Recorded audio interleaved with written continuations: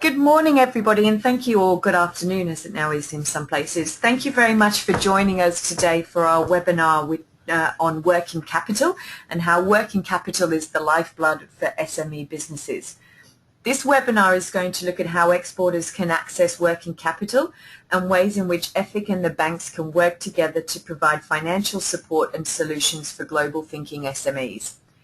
If your business requires funding for growth or to meet upcoming orders, you're definitely going to want to stay online for this webinar today, and we're going to go through exploring options to access finance to grow your business internationally. The topics that are going to be covered in today's webinar include what is working capital sources, working capital restrictions, and ways to access working capital to grow your export business. My name's Lisa McCauley and I'm the COO of the Export Council of Australia. I'm joined here today by Kathy Burrows, who is the Director of SME, Alliances and Advisors for Efic. We're going to just start today's presentation with a short video, and then I'll more formally introduce Kathy, who will take you through today's presentation. What we'd just like to ask you to do is, if you have any questions from today's session, can you please type them into the box at the right-hand side, and we will answer all of the questions towards the end of the session. One question that we always get when running webinars, and I might as well answer it up front, are will we be sending out a copy of the presentation, and will you be making the video recording of today's session available? And I can answer up front that absolutely, you will get both a copy of the presentation, you will get a copy of the recording, and you'll also get Kathy's contact details. So without further ado, I'm going to play the first part of today's webinar, which is our video, and then after that we will go through the main presentation.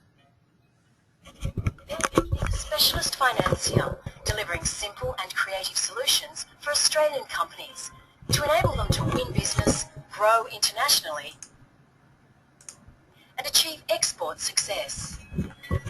As the Australian Government's Export Credit Agency, we operate on a commercial basis and partner with banks to provide financial solutions for Australian SMEs who are exporting, part of an export supply chain, or looking to establish a facility in another country to better service their customers. Our financial solutions include providing bonds or guarantees that might be needed under an export or supply chain contract, providing guarantees to banks to allow them to make additional working capital available for export and supply chain contracts, and providing guarantees for term loans for overseas direct investment. Through our guarantees, bonds and insurance products, we help Australian exporters and subcontractors take advantage of new contract and investment opportunities that may otherwise have been out of reach.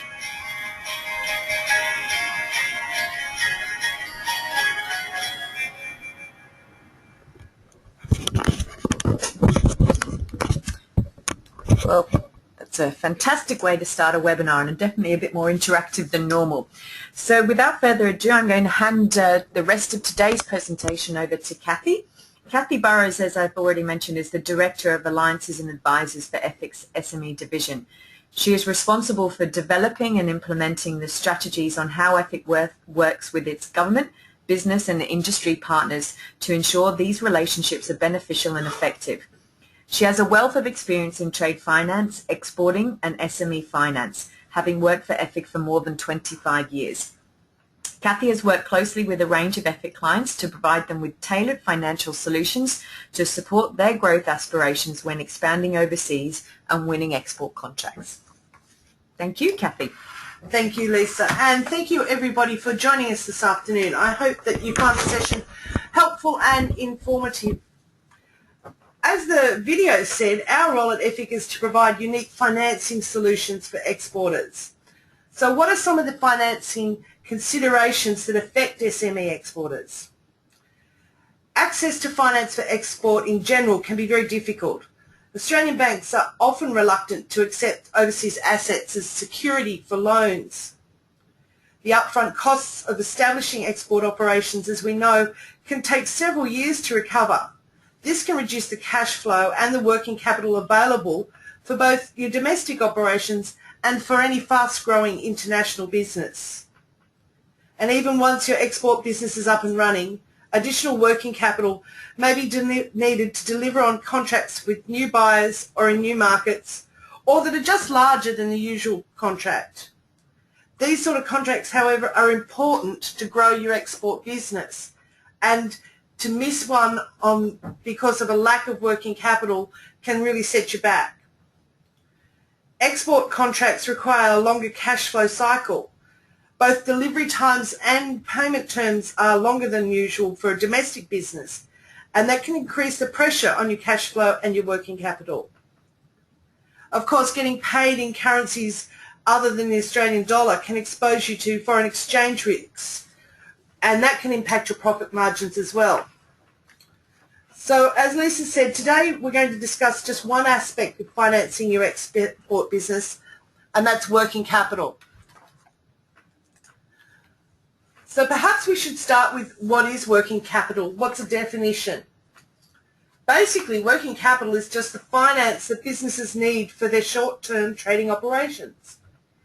In other words, it's the money you need to purchase your raw materials, pay for your labour, all those things that are necessary for the day-to-day running of your company.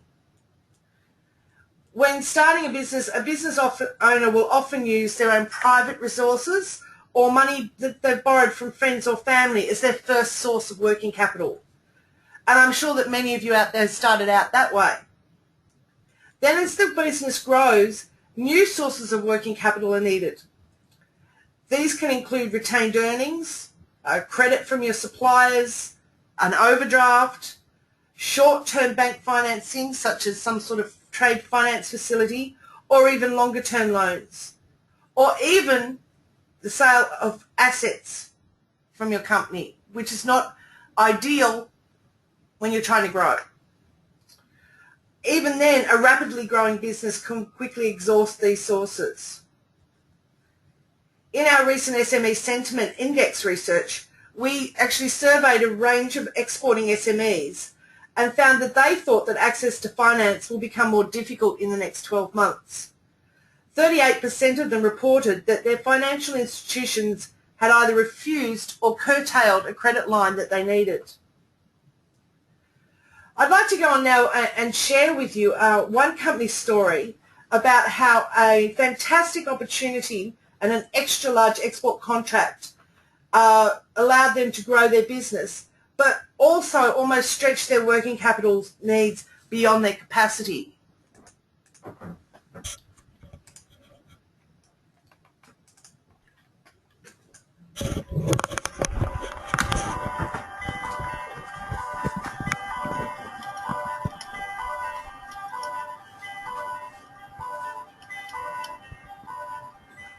Our company is a manufacturer of Easy Clean surface treatment under the brand EnduraShield. It puts an Easy Clean repellent treatment on the surface that bonds to the surface, whether it be glass, tiles or stainless steel, and that repels dirt, grime and soap scum and makes the surfaces easy to clean for the consumer. And we distribute EnduraShield across the world to over 25 countries. It was recently applied to the top of the New World Trade Center in New York, and this was an incredible achievement. The EnduraShield brand of products, they're all manufactured in Sydney. We began in 2003 and we started exporting in 2006. One of the challenges we face is, being in Australia, we really need to get in front of our customers. So travel was one of the big things that we put a focus on. And other challenges we had, of course, were financial challenges. In the US, we started to work with the largest home improvement retailer in the world called Home Depot. And as part of that requirement, Home Depot had an order placed with us and a contract put forward to supply EnduraShield through all of their 1,888 stores. The bank was unable to extend the kind of credit we required to fulfill this contract due to bank restrictions on exposure and guidelines that they have in place. And Efic worked with us and our bank to ensure that we met all the requirements and assisted with providing us that working capital guarantee to our bank, which in turn led us to financially able to fulfill that contract. The size of the contract that were offered with Home Depot was multi-millions of dollars. The working capital guarantee from Efic was $650,000, which allows us to purchase the raw materials, the packaging, and provide support with the labour required to put together the products and then in turn to supply the contract. Without Efic, it would have been extremely difficult to achieve this goal. Yeah, we found Efic worked extremely well with our bank. They wanted the deal just as much as our bank did, and they worked hand in hand to make sure that happened. Having won that contract and having gone through that process with Efic, we've got our sights set on other major retailers, and we know that Efic will be there to help us, and it allows us to get out there and to drive that growth.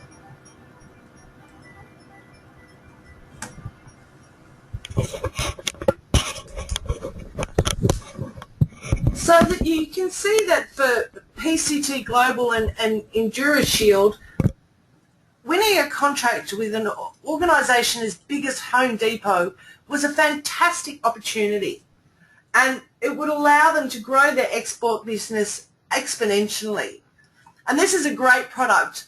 It's something that Australia should be really proud of.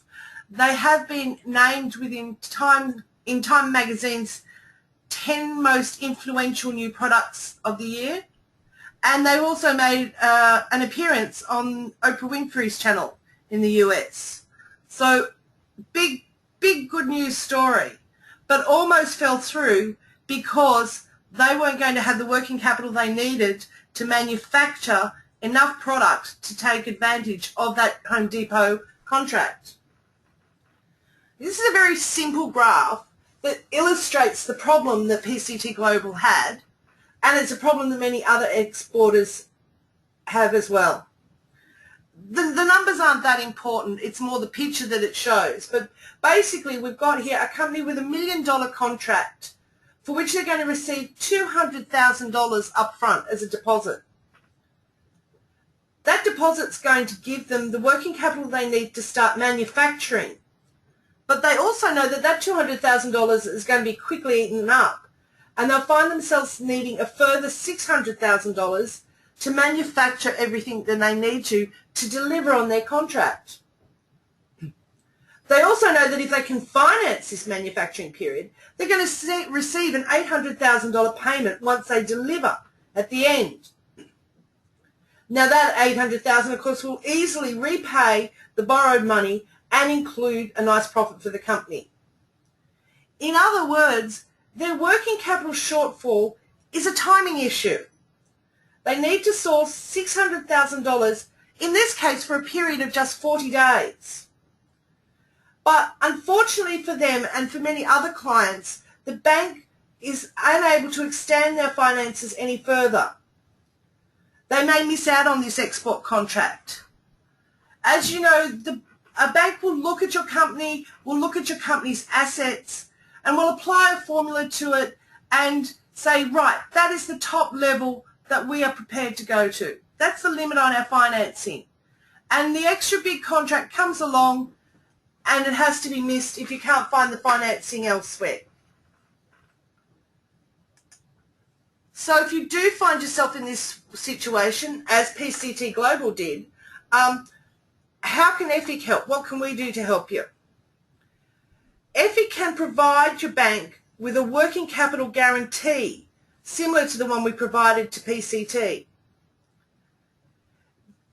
This can be provided if you don't have the assets that your bank requires a security to increase the level of financing they're providing to you. It gives that additional security and allows them to lend you the extra money that you need to finance your export contract or multiple export contracts with different buyers, or to finance your involvement in an export-related global supply chain. So I've talked about a couple of different situations there of exporting, global supply chain. What do we mean by that, and who is it that we can actually help? Obviously, we can help traditional exporters, people that are selling goods or services overseas. We can also help, though, domestic suppliers to an export supply chain. In other words, we've stretched the definition of exporter so that if you're supplying product to a company and that product is input into something that will be exported, then we think you're an exporter as well, and we're ready to assist. An example of where we've done this in the past for SME companies has been where they've been supplying into new mining projects in Australia. The SMEs may be providing goods or services such as conveyor equipment, electrical services, tunnelling equipment to help establish a new mine. And the output of that mine is going to be exported overseas. In Efic's eyes, that company providing those services or those goods is an exporter that we can help. The final group that we can assist is in fact SMEs that are looking to establish a presence overseas.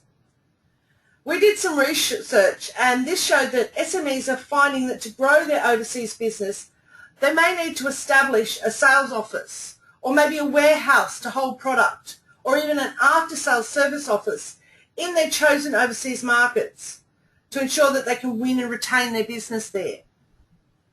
We can help with finance guarantees in those cases as well. So what are our criteria? Efic's role is not to compete with the commercial finance sector in Australia. Our role is to act in the market gap where commercial finance is unavailable or insufficient. In other words, if your bank is able to help you, you don't need us. Goods or services that are being exported must have substantial Australian content. Or if you're talking about a supply chain situation, they have to be integral to the Australian-based project. The SME needs to have an existing relationship with a participating bank. We're guaranteeing finance from that bank. We're not providing funds ourselves. We work with companies with a turnover from as small as 2 million up to 150 million. The company needs to have been operating for at least 2 years and preferably have export experience. And our minimum facility value is 200,000. A lot of people ask how it is that we can provide guarantees when a bank has already gone to the limit that they can with an SME and there is no further security. Now, if you think back to our simple graph, it showed that the working capital shortfall was a timing issue. Once our SME company was able to deliver the goods, the payment they would receive would repay the money they had borrowed. So it's all dependent on their ability to deliver as promised. What we're backing is your company's performance. Your ability to deliver as you're supposed to under the contract, which means that you will get paid and will be able to repay that extra finance that the bank's provided and we've guaranteed. As well as your financial situation, we'll assess your technical performance, your managerial and exporting experience, as well as ensuring that you meet certain environmental and social standards. So we're going a step further than the banks will do in assessing your business. We'll also assess your buyer's financial status and make sure that payment is secured so that the money is going to come in from your overseas buyer or the domestic export project. And finally, if you are a direct exporter, we will consider the political or economic risks that may be associated with your buyer's country. So obviously an Efic working capital guarantee can assist your company to take the next step in export growth if your bank has gone as far as they are able to. It keeps your business growing through access to working capital, helping to finance additional contracts that you may otherwise have to pass up. And it can make you internationally competitive. It enables the bank to provide point-in-time finance and an efficient use of capital. We're happy to talk to any SMEs at any time about their working capital requirements. If the next contract comes in and it's too large, your bank can't help you, keep in mind Efic.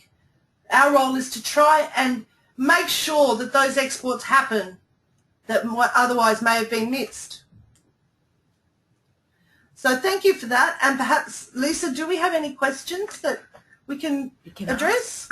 So I'll just thank you very much, Kathy, and I'll just ask if anyone does have any specific questions, could you just type those into the right-hand pane? That would be fantastic. I've just got a couple of questions here, and you briefly have touched on that, but the best way to get in contact with Efic if you're really unsure as to what to do, is it first to go to your bank and then get a referral, or can they come direct to you? No, we're quite happy for them to come direct to us.